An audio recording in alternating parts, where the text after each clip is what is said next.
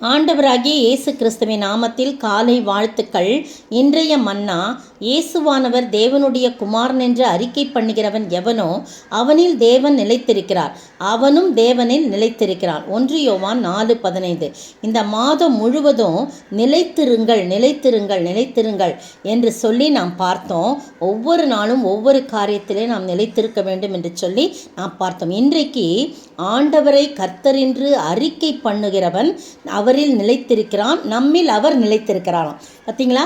இயேசுவானவர் தேவனுடைய குமாரன் என்று அறிக்கை பண்ணுகிறவன் எவனோ அவனில் தேவன் நிலைத்திருக்கிறார், அவனும் தேவனில் நிலைத்திருக்கிறான். எத்தனை ஆறுதலான வார்த்தை பாருங்க. நம்மகிட்ட வேற ஒன்றுமே எதிர்பார்க்கல. கிறிஸ்தவ வாழ்க்கையில் அறிக்கையிடுறது ரொம்ப முக்கியம். இயேசுவானவரே தேவன் என்று அறிக்கையிடும்போது தான் ரட்சிப்பையே நாம் பெற்றுக்கொள்ள முடியும். மட்டுமல்ல, அந்த அறிக்கையிலே நாம் நிலைத்திருக்க வேண்டியது அவசியம். வெறும் அறிக்கை மட்டும் பண்ணிட்டு விட்டுறாம அதில் கடைசி வரைக்கும் என்ன பண்ணணும்? நிலைத்திருக்கணும். வேதம் சொல்லுகிற மத்தேயு 24:13 முடிவு பரிந்தம் நிலை நிற்பவனே ரட்சிக்கப்படுவான் என்று சொல்லப்பட்டிருக்கிறது. 3 விதமான அறிக்கை பார்க்கலாம். முதலாவது பாவ அறிக்கை. நம்முடைய பாவங்களை நம்ம என்ன செய்யணும்?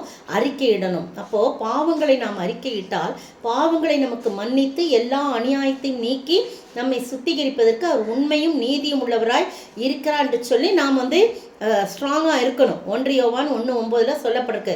தன் பாவங்களை மறைக்கிறவன் வாழ்வடைய மாட்டான், அவைகளை அறிக்கை செய்து விட்டு விடுகிறவனோ இரக்கம் பெறுவான். நீதிமொழிகள் 28:13 சொல்லப்பட்டிருக்கு. பாருங்க, பாவங்களை அறிக்கையிட்டு ரட்சிப்பை பெற்ற பின்பு திரும்ப பாவத்தில் விழுந்து தினந்தோறும் வாரம் தினந்தோறும் போய் பாவம் மன்னிக்க செய்து கொண்டே இருப்பாங்க சில பேர். அப்படி கிடையாது. நம்ம பாவத்தை அறிக்கை செய்தால் அந்த பாவத்திலிருந்து நாம் விடுதலை பெறும்படியாக அவர் என்ன செய்வார்? எல்லா அநியாயத்தை நீக்கி சுத்திகரிப்பதற்கு அவர் உண்மையும் நீதியும் உள்ளவராக இருக்கான்னு சொல்லப்படுங்க. திடீர்னு இந்த சில பாவங்கள் ஏதோ தவறி ஏதோ பொய் சொல்லிடுறது, தவறி ஏதோ ஒரு காரியத்தை மனப்பதிரி சொல்லுறது, அதெல்லாம் நம்ம அவ்வப்போது மன்னிப்பு கேட்கலாம். ஆனால் நம்முடைய ஜென்ம பாவங்கள் எவ்வளோ சிறு வயதில் நாம் செய்த பாவங்கள் எல்லாவற்றையும் நம்ம என்ன செய்யணும்? அறிக்கை செய்து அதை இனி செய்யாதபடி நம்ம என்ன செய்யணும்? விட்டு விடுறதுக்கு நம்ம நிலைத்திருக்கிறவர்களாய் காணப்படணும். அடுத்தது பாருங்க, 2வது ஒரு அறிக்கை இருக்குது. இது விசுவாச அறிக்கை. நாம் நம்முடைய நம்பிக்கையை விசுவாசத்தோடு அறிக்கை செய்யணும். நான் வாக்கு தத்தங்களை அறிக்கை செய்யணும். இப்படி சொன்னீங்களா ஆண்டவரை, இப்படி சொன்னீங்களே, அதை என் வாழ்வில் செஞ்சிருவீங்கன்னு நான் நம்புறேன் ஆண்டவரை, விசுவாசிக்கிறேன் அப்படின்னு சொல்லிட்டு சொல்லணும். நான் விசுவாசித்திருக்கிறவர் இன்னார் என்று அறிவேன்னு அப்போஸ்தலனாகிய பவுல் கூட சொல்றதை நம்ம பார்க்குறோம். யோபு கூட பார்த்தீங்கன்னா தன்னுடைய விசுவாசத்தை அறிக்கையிடும்போது என் மீட்பர் உயிரோடு இருக்கிறார் என்றும் அவர் கடைசி நாளில் பூமியின் மேல் நிற்பார் என்றும் நான் அறிந்திருக்கிறேன்னு சொல்லி அறிக்கையிடுறார்.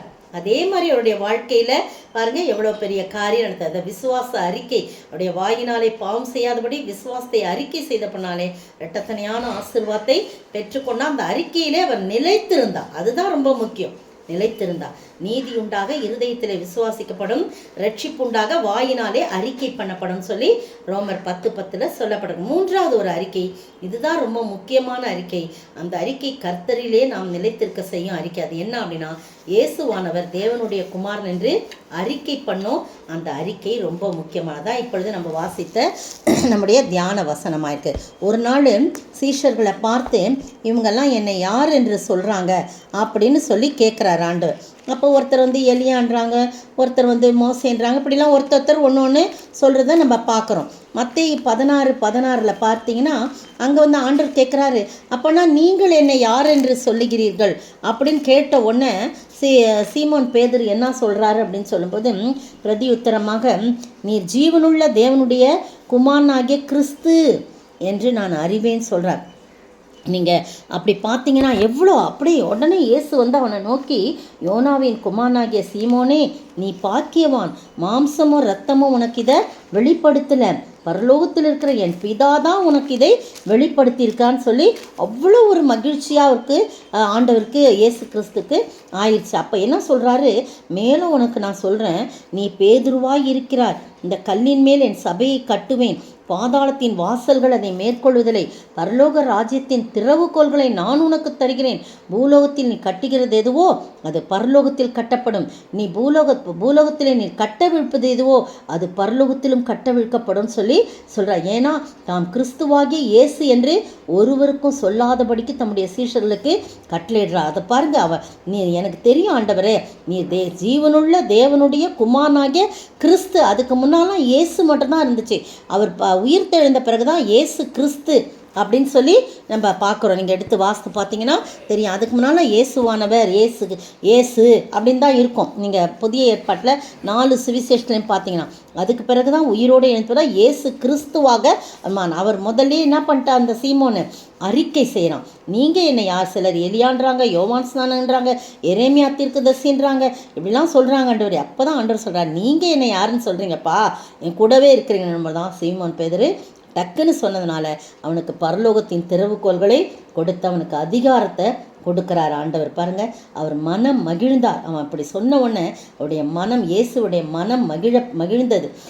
அப்போ நம்ம கிறிஸ்துவின் நாமத்தை குறித்து கண்டிப்பாக அறிக்கை பண்ண ஒருபோதும் நம்ம என்ன பண்ணக்கூடாது, வெட்கப்படவே கூடாது. இயேசுவே கிறிஸ்து, அவரே இரட்சகர் என்று நம்ம அறிக்கை பண்ணும்போது அப்பொழுது நாம் கர்த்தர் நிலைத்திருப்போம், தேவனும் நம்மில் நிலைத்திருப்பார். அப்படிப்பட்ட ஆசீர்வாதத்தை நாம் பெற்று வாழணும். முழங்கால் யாவும் அவருக்கு முன்பாக முடங்கணும், நாவு யாவும் அவர் அறிக்கை பண்ணணும் என்று சொல்லி என் ஜீவனை கொண்டு உரைக்கிறேன் என்று சொல்லி அப்போஸ்தலனாகிய பவுல் ரோமர் 14:11 சொல்கிறார். நீங்களும் நானும் அப்படியாய் சொல்ல ஆண்டவர் தாமே அதன் மூலம் ஆசீர்வாதத்தை பெற்றுக்கொள்ள ஆண்டவர் தாமே கிருபை செய்வாராக. ஆமேன். இயேசுவே ஆண்டவர், இயேசுவே ஆண்டவர், மரணத்தினின்று உயிர் தெழுந்தார். கால்கள் யாவும் முடங்கும், நாவு யாவும் போற்றிடும் அந்த இயேசுவே ஆண்டவர். கால்கள் யாவும் முடங்கும், நாவு யாவும் போற்றிடும் அந்த இயேசுவே ஆண்டவர். ஆமாண்டவரே, நன்றியோடும் ஸ்தோத்திரிக்கிறப்பா, துதிக்கிற ராஜா. எத்தனை நல்ல தேவன் ஆண்டவரே. உமக்கு முன்பாக கால்கள் யாவும் முடங்கும், நாவு யாவும் கர்த்தாவே உம்மை அறிக்கை பண்ணும். நீரே ஜீவனுள்ள தேவனுடைய குமாரனாகிய கிறிஸ்து என்று சொல்லி ஆண்டவரே சீமோன் பேதுரு அன்று சொன்ன போது ஆண்டவரை எப்படி உள்ள மகிழ்ந்தது. அதுபோல நாங்கள் ஆண்டவரை பாவங்களை மாத்திரம் அறிக்கை செய்து கர்த்தாவே அதில் நிலைத்திருப்பது மட்டும் இல்லை ஆண்டவரை, பாவத்திலிருந்து விடுதலையாகி நாங்கள் கர்த்தாவை பரிசுத்த வாழ்விலே நிலைத்திருக்கிறது மட்டும் இல்லை ஆண்டவரே. அப்பா, அதே போல விசுவாசத்தை வாயினாலே அறிக்கை செய்து அப்படியே பிரச்சனைகள் வரும்போது தடுமாறுகிறவர்களா இல்லாதபடி அதில் எப்போதும் நிலைத்திருக்கிறவர்கள் மட்டும் அல்ல கர்த்தாவை, விசேஷமாய் ஆண்டவராகிய கிறிஸ்துவை நாங்கள் மகிமைப்படுத்தி நீரே தேவன் என்று நாங்கள் அறிக்கையிட நீர்தாமே எங்களுக்கு கிருபை செய்ய வேண்டுமாய் செபிக்கிறோம். அப்படிப்பட்ட ஆசீர்வாதத்தை எங்களுக்கு தந்து இந்த மாதம் முழுதும் எங்களோடு கூட இருந்து ஸ்தோத்திரம். இந்த மாதம் முழுதும் எங்களோடு நடை போட்டு நிலைத்திருக்க வேண்டிய காரியங்களை எங்களுக்கு போதித்து இந்த கடைசி நாளிலே நாங்கள் உம்மை அறிக்கை செய்வதிலே நிலைத்திருக்க எங்களை அழைத்திருக்கிறீர். அப்படிப்பட்ட ஆசீர்வாதத்தை நாங்கள் பெற்று வாழ நீர் கிருபை செய்ய வேண்டும் என்று கர்த்தரும் மீட்பெரும் ராஜாவும் ஆகிய இயேசு கிறிஸ்துவின் நிலையேற பெற்ற நாமத்தில் ஜெபிக்கிறேன் பிதாவே, ஆமேன். நேற்றைய பதில், இயேசு யோவான் ஸ்நானனை நோக்கி, இப்பொழுது இடம் கொடு, இப்படி எல்லா நீதியையும் நிறைவேற்றுவது நமக்கு ஏற்றதாய் இருக்கிறது என்றார். மத்தேயு 3:15. இன்றைய கேள்வி, பிசாசானவன் இயேசுவை விட்டு விலகி போன பின்பு எதை விட்டு எங்கு சென்று வாசம் பண்ணினார்? பிசாசு இயேசுவை விட்டு விலகி போன பின்பு எதை விட்டு எங்கு சென்று வாசம் பண்ணினார்?